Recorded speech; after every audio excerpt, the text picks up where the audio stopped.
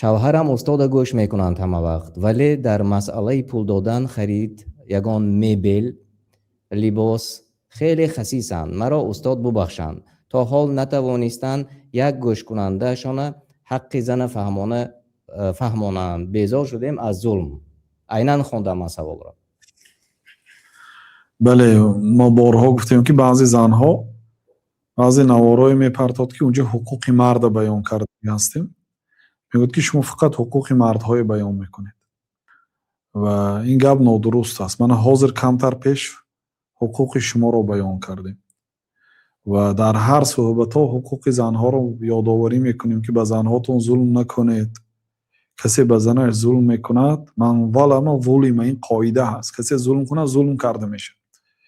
шумо ба як зани бечора, ба як зане ки ҳуқуқи худашро талаб карда наметавонад, ба зани беголос ба қавли мардум, зане ки овозаш нест, садоша касе намешунавад, зулм мекунед, баъд чунон зулм карда мешед дар назди кофиро хору залил мешед.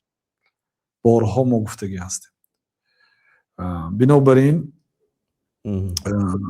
агар масъалаи хасисӣ, хасис он одаме ки барои худашам хайр намекунад, барои худашам як таоми нағз намехарад, як либоси хуб намехарад, барои зану фарзандошам намехарад. ин одам хасис. бахил барои дигарон намекунад, бахил барои дигарҳо намекунад, барои худаш мекунад. чизи хуб мепӯшад, чизи хуб мехӯрад, лекин барои одамҳо саховат надорад. ин одам бахил аст. инам сифати бад аст ки пайғамбар саллаллоҳу алайҳи ва саллам паноҳ металабиданд. 3 маротиба аз бахилӣ ва тарсончакӣ, ҳамин дута сифата якҷоя карданд. минал ҷубуни вал бухл, парвардигаро ман ба ту паноҳ металабам аз тарсончак будан ва аз бахилӣ. вақте ки ду чиза якҷоя ҳамсоя карданд, ҳар душам сифати бад аст. тарсончакӣ зиддаш шаҷоату нотарсӣ, ҷасорат. бахилӣ зиддаш саховат. бахил шахсе ки вая ҳатто дӯстошам бад мебинад,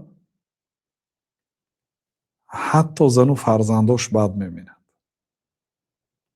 одами сахира аллома ибн алқаим мегӯянд ки ҳатто душманош дӯст медорад. ман яъне шоҳид шудагиам. душман дӯст медорад, бовар кунед. мегӯяд ки агарчи фалони душмани ман аст, лекин вай мард аст дар ҳамин масъала. гуфта таъриф мекунад. одами сахиро душманаш дӯст медорад. одами бахил аз зану фарзандош. ман як одаме медонам хасис буд, на ба худаш на ба зану фарзандош хайр мекард. зану фарзандош ҳамина ба қатл расонданд. чандин сол дар зиндон шишт. зиндона ба зимма гирифт, куштани падара ба зимма гирифт. яъне ки ба ҳамин чиз розӣ шуд, то ҳамин дараҷаи сахт ки аз ҷониби писаре ки ба воя расондед ширин буд, кушта мешид. бинобар ин бисёр сифати бад аст. ва ман юқа шуҳҳа нафсиҳ фаулаика ҳумул муфлиҳун. аллоҳ таоло мегӯяд ки касе ки чашмгуруснагии нафсаша мекушад, инҳо аз ҷумлаи муфлиҳин, аз ҷумлаи зафарёбандагон аст. яъне нафсатон бахилӣ мекунад, сахтӣ мекунед, дила кушод кунед. буроред. аллоҳ барои шумо додааст. вақте ки мебуроред, аллоҳ барои шумо медиҳад. пайғамбар саллаллоҳу алайҳи ва саллам мегӯяд: ма мин явмин илла ва фиҳи малакани янзилан. ягон рӯзе нест магарам ду фаришта нозил мешавад. яъне ҳар рӯз ду фаришта мефуродад аз осмон. فيقول أحدهما یکی آنها میگوید که اللهم اعط منفقا خلفا. ای الله با آدمی نفقه کننده خلاف ده، عوض ده. با آدمی که یک سوم باشدم دو سوم باشدم خیر کرده میسه، دستش گشاد است، عوض ده.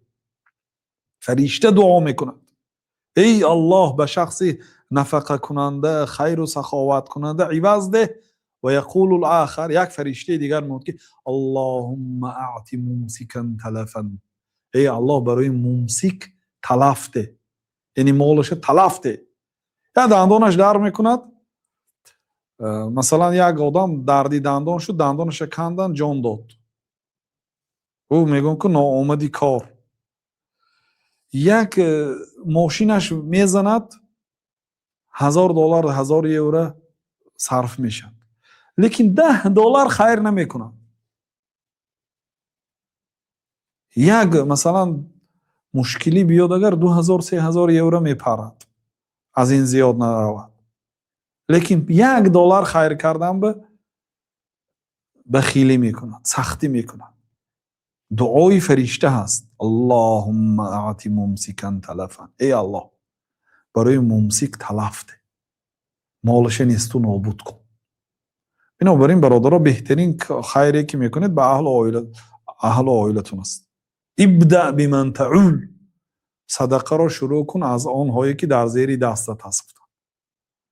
برای همین بله مثلا کرته گفتید، کرته $1000 گفتید، او بیچاره زورش نمیرسد، او میتونه فقط همین 50 سامانش خریده دیاد. مالی خیر، لا یکلف الله نفسا الا ما آتاها. الله تعالی سفارش نمیدهد، فرمان نمیده مگر آنی که قدرتش میرسه. از قدرتش بالا یعنی الله های فرمان نمیدهد، شما هم فرمان ندید. یعنی قرضدار کرده و از بانک گیرم من به کرتی قیمت خریده تینه.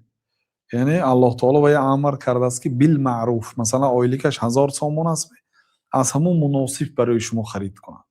خیلی نه که آیلیکش 1000 سامان از یک کتی 2000 سامان به شما خریده دیاد.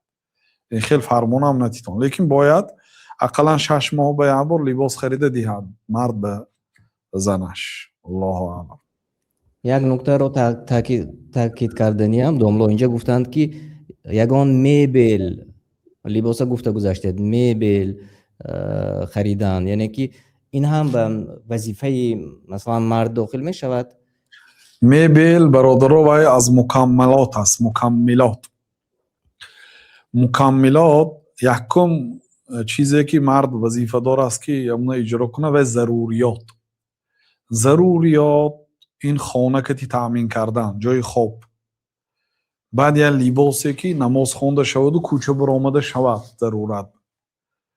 یعنی در زمستان مثلا لباس تنوک کتی برآمده نمیشد، لباس غفص داشته باشد که خنک نخورد، کسل نشود.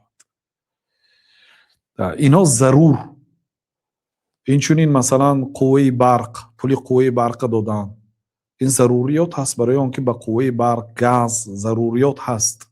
این ضرور است. این در خانه آب ضرور است، طهارت میکند، می نوشد.